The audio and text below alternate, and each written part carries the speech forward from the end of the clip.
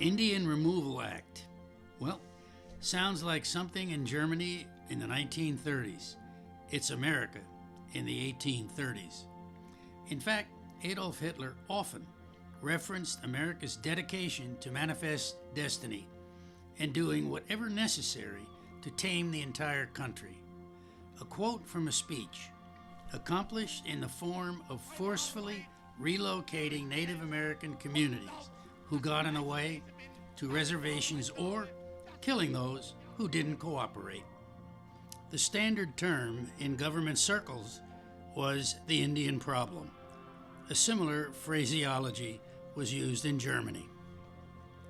In the early 19th century, approximately 125,000 Native Americans occupied millions of acres in present-day Georgia, Tennessee, Alabama, and North Carolina, their ancestral lands for thousands of years. 5 tribes occupied this territory: Choctaw, Chickasaw, Creek, Seminole, and Cherokee. As early as 1763, under British rule, the land between the Appalachians and the Mississippi River was designated exclusively for the use of native peoples.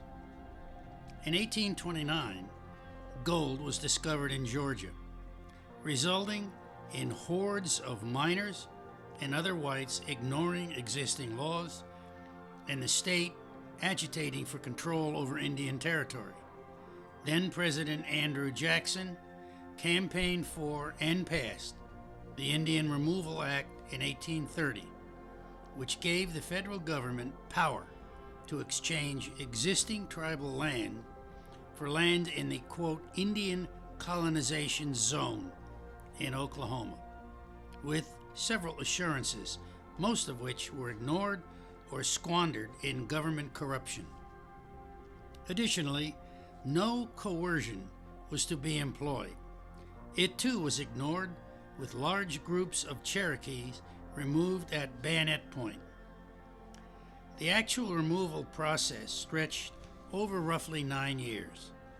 The Choctaw were the first to depart under the threat of invasion. The leader of the departing ones later wrote to Congress and called it a trail of tears and death, later called the Trail of Tears.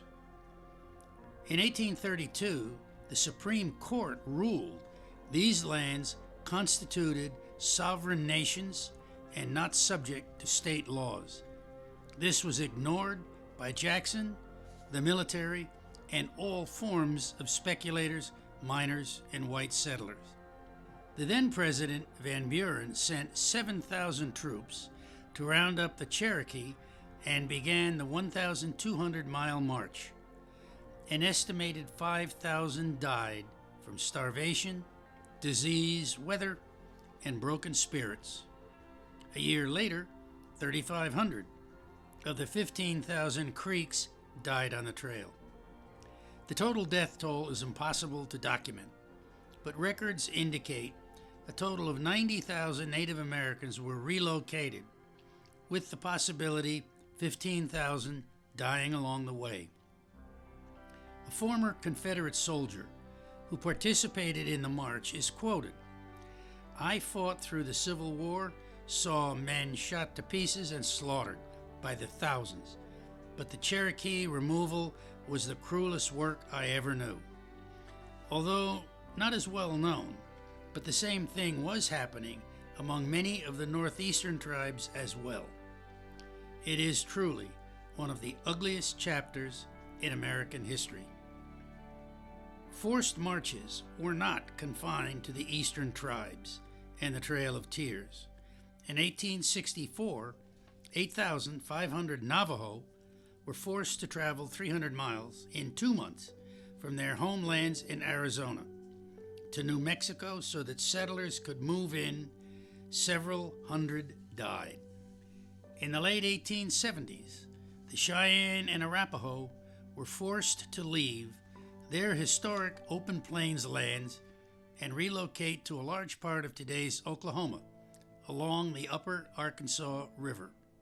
Once again, the pressure to open more lands to settlers caused one of the most despicable moments in the forming of the Cherokee Commission in 1890 to negotiate a large chunk of the previously ceded land. It was a catastrophe of deceit, misunderstanding, and outright lies that ultimately took 12 million acres back. Many symbols emerged that communicated the end of an era where the Indian roamed free and master of the lands he inhabited. Some, like this, entitled Song of the Wire, depicts the inevitable confrontation of advancing technology as the telegraph replaced the Pony Express, and listening, trying to make sense of it all. The final expression needs no explanation. It is a clear symbol of the cost of westward expansion to the first Americans. Recorded statements by Native Americans capture the strong feelings and the heartbreak of the loss they experienced. If the Great Spirit had desired me to be a white man, he would have made me so in the first place.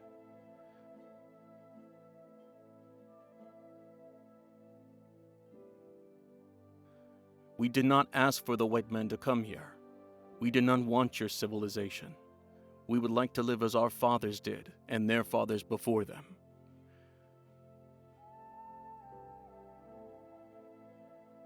See how the boy is with his sister. You will know how the man will be with your daughter.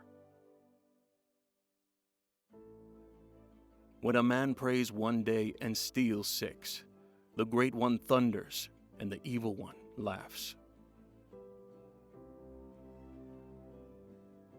We do not want churches. They will teach us to quarrel about God.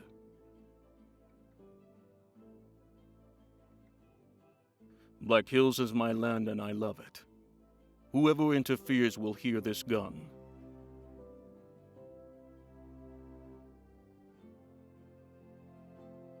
How smooth must be the language of the whites. They can make the right look wrong and the wrong look right. My God, my mother live in the West, and I will not leave them. I shall remain there. I have nothing to lose but my life, and they can come take that whenever they please, but I will not move. We will be known forever by the tracks we leave. We are afraid if we part with any more of our lands, the white people will not leave sufficient to bury our dead. Westward expansion was not accomplished peacefully.